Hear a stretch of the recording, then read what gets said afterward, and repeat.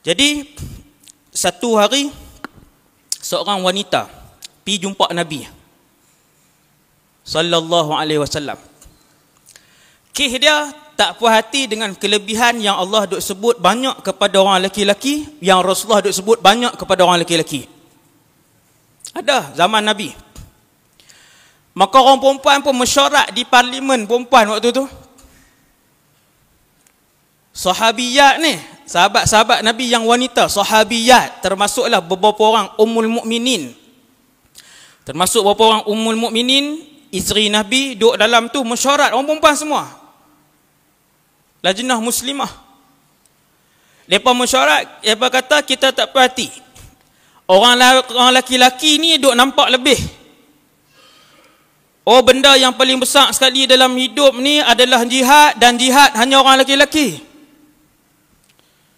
Orang perempuan dia nak berkena bagi ketaatan dia yang paling nombor satu, yang paling utama lelaki-lelaki. Depa duk senarai. Hak lain pun duk. Orang perempuan bila mesyuarat semua cakap. Dia tak diam seorang aja. Hak ni cakap, hak ni cakap. Contohlah tu tambah. Hak tu hak yang kita tengoklah. Kan? Bila cakap apa semua, lepas lantik lah ni, kita lantik seorang pergi jumpa Rasulullah, bagi tahu benda ni, cuba tanya Nabi. Ya Rasulullah, orang lelaki-lelaki boleh sekian, kami ni dapat apa? Maka mereka pun pilih satu orang wanita yang paling cerdik di kalangan mereka, yang paling fasih bercakap. Namanya Asma bintu Yazid. Dia pun pergi jumpa Nabi. Hadis ni diriwayatkan oleh Al-Imam Bazzar dan Al-Imam At-Tabarani. Sampai di rumah, dia kata, Ya Rasulullah, ana wafidatun nisa'i ilaiki. Saya duta wanita kepada kamu. Wakil lah. Maksudnya daripada mesyuarat sebelum tu dah bincang apa dia masalah dia. Walaupun mereka nak pergi mengadu kepada Nabi, tetapi aduan itu tetap juga berkaitan dengan perkara akhirat mereka. Bukanlah yang mereka nak adukan itu ialah hak wanita ditindas, tidak. Bukan tuan, beza. Sekali kita duk ingat, sama macam kami Ustaz. Kan? Kami tidak diberikan hak seperti lelaki macam hari inilah, orang yang memperjuangkan kesamarataan hak di antara lelaki dan perempuan. Maka mangkitlah wakil-wakil perempuan ni pergi jumpa, nak minta juga supaya dikanunkan hak itu sama rata.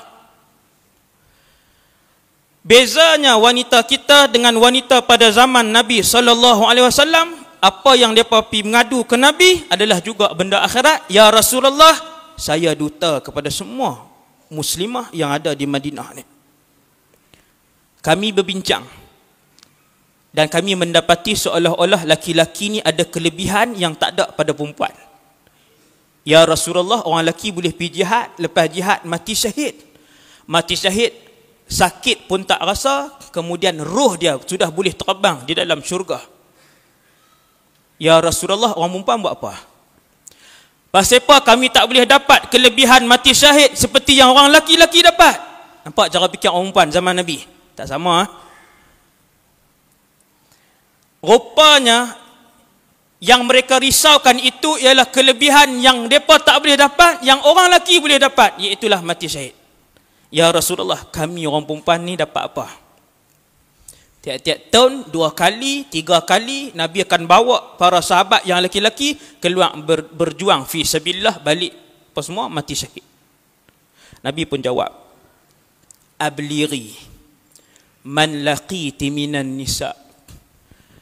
Bagi tahu pada semua wanita yang kamu jumpa selepas ini, anna ta'ataz zauj, bahwasanya mentaati suami, wa'tirafan bihaqqihi, dan juga melakukan kesemua hak-hak suami, ya'dilu dzalik, sama macam pahala mati syahid kepada seorang lelaki. Nabi kata ya'dilu, sama. Nabi kata Rasulullah, tuan-tuan, dia yang bawa berita tu. Nabi yang bagi tahu tujuan hidup, Nabi yang bagi tahu tiap-tiap isteri yang menjalankan hak seorang suami, yang memberikan hak seorang suami, yang melakukan tanggungjawab kepada suaminya, ya'dilu dhalik, sama macam suami-suami lelaki-lelaki yang keluar dan mendapat syahid fi sabilillah. Kalaulah aku boleh arahkan seseorang untuk sujud kepada seseorang, kata Nabi, la amartul mar'ata an tasjuda li zawjiha, nescaya aku akan mengarahkan seorang isteri untuk sujud kepada suaminya. Besar ke kecil tuan ni? Hadis riwayat Al-Imam Tirmizi. Besar. Nabi kata, kalau boleh untuk aku arahkan seseorang sujud kepada seseorang, la amartu, aku akan arahkan orang perempuan untuk sujud kepada suaminya. Bukan sujud ibadah, sujud ihtiram, sujud menghormati. Allah mentakdirkan kepada orang laki-laki dalam kehidupannya untuk dia memberikan keseluruhan ataupun kebanyakan penghormatannya kepada seorang perempuan, iaitu ibunya.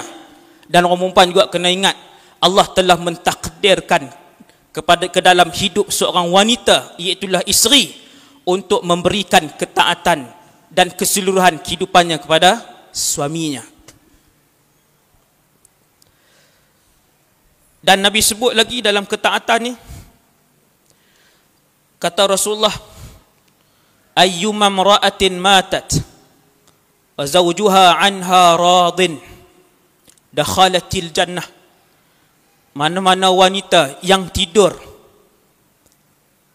dalam keadaan suaminya redha kepadanya, dakhalatil jannah, dia masuk syurga.